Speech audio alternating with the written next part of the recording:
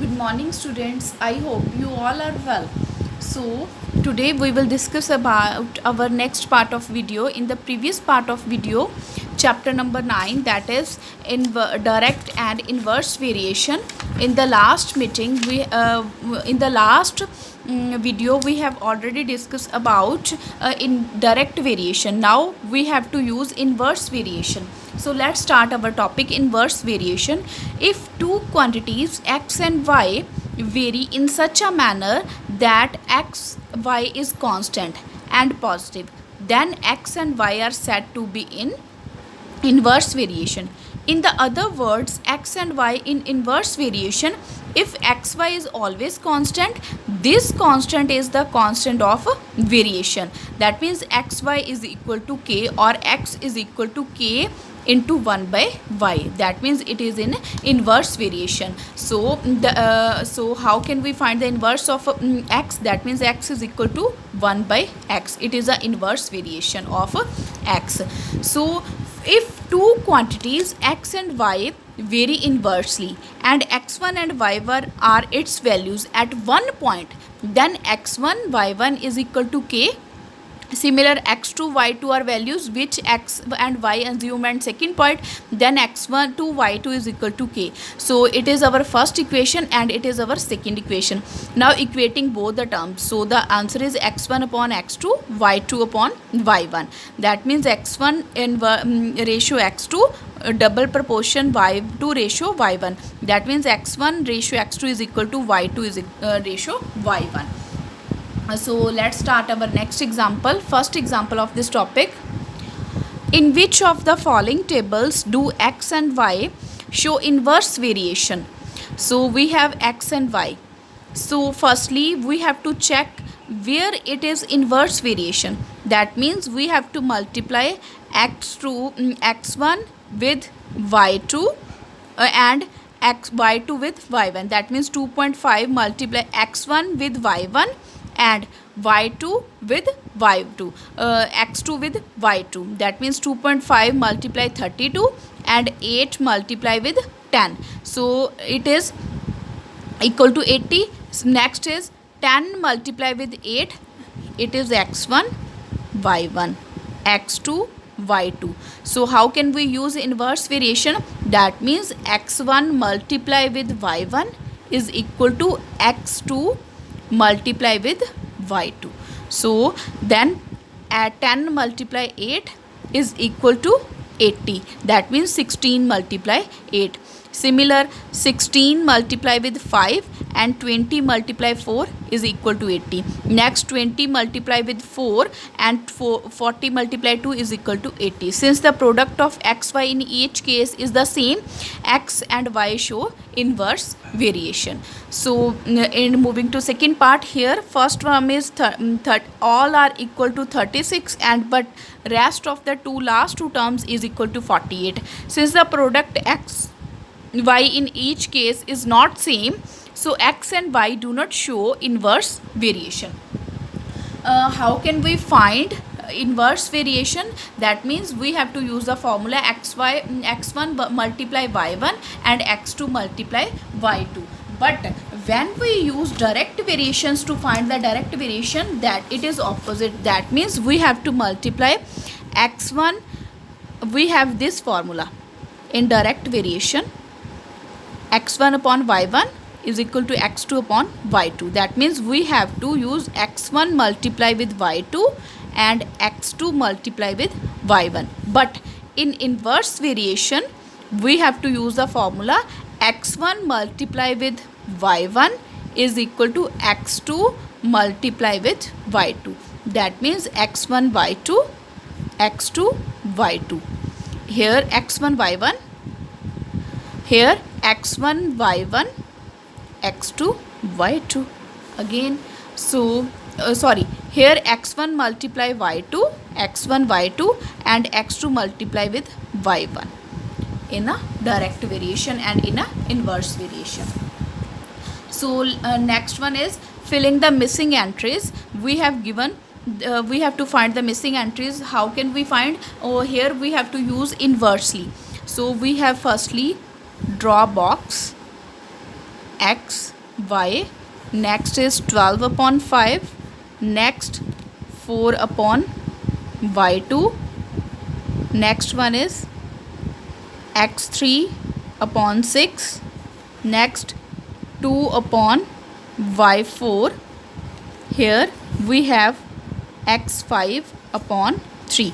That means we have to find the values of missing entry. How can we find? Using the formula inverse variation x1 upon y1 is equal to x2 upon y1. Firstly, we have to take these two boxes. That means x1 multiply y1 is equal to x2 multiply y2. So put the value of x1 12 and y1 5, and here we have to write the value of x2 4.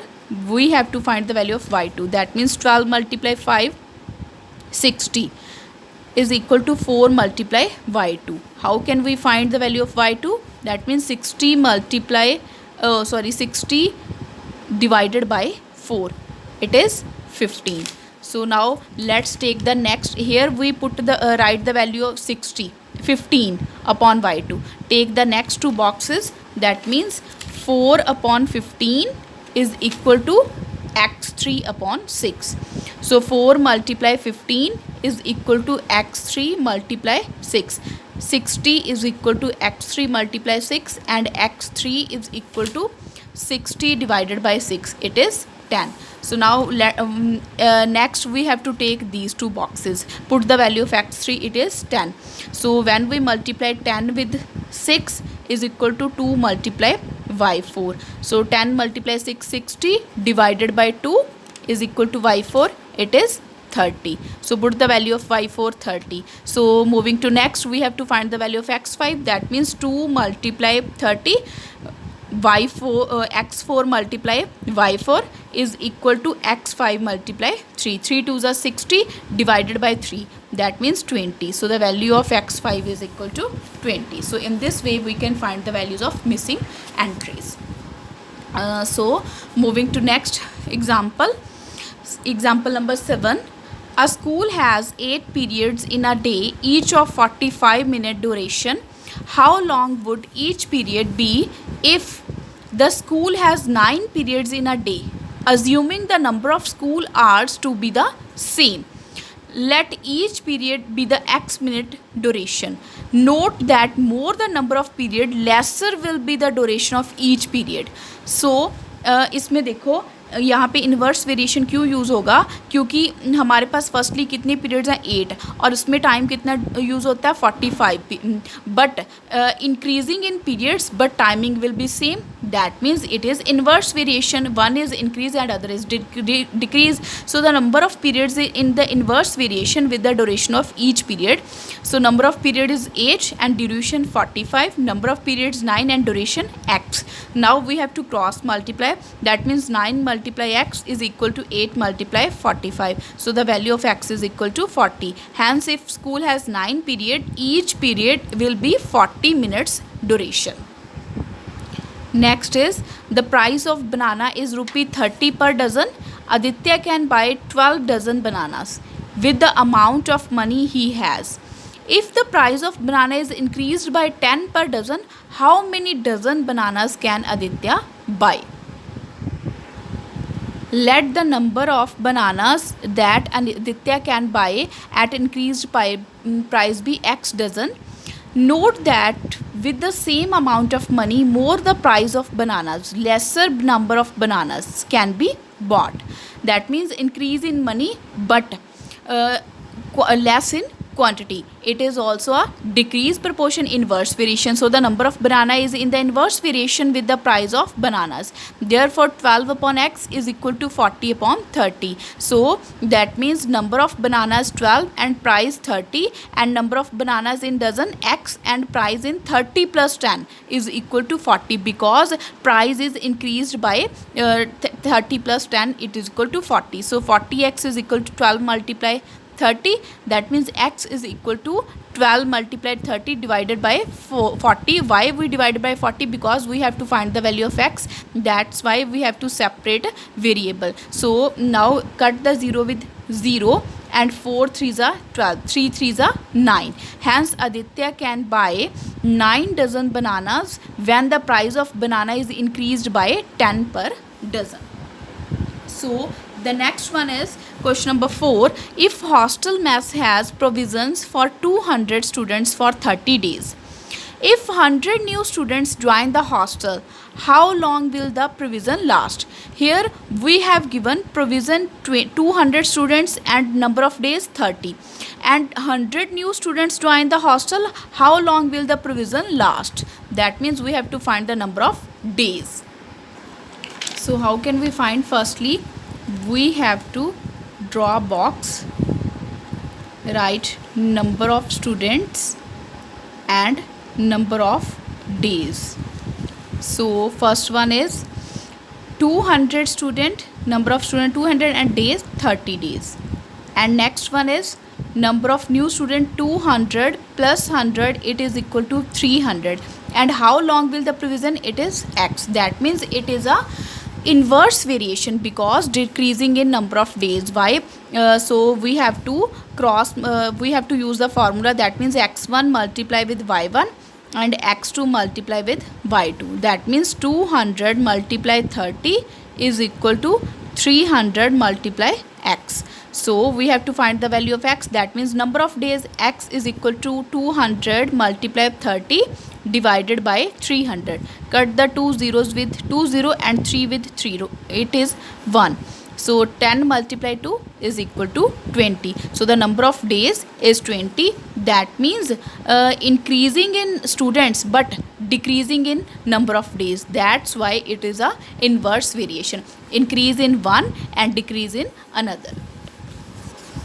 In this way we can find the inverse variation using this formula. Always remember, once again I am telling you how can we find direct variation. That means we have to multiply x1 with y2 and y1 multiply with x2. So it is a formula to find the direct variation, x1 with y2 and x2 with y1. But in inverse it is opposite. That means x1 with y1 and x2 multiply with y2. So these are the formulas of direct and inverse variation.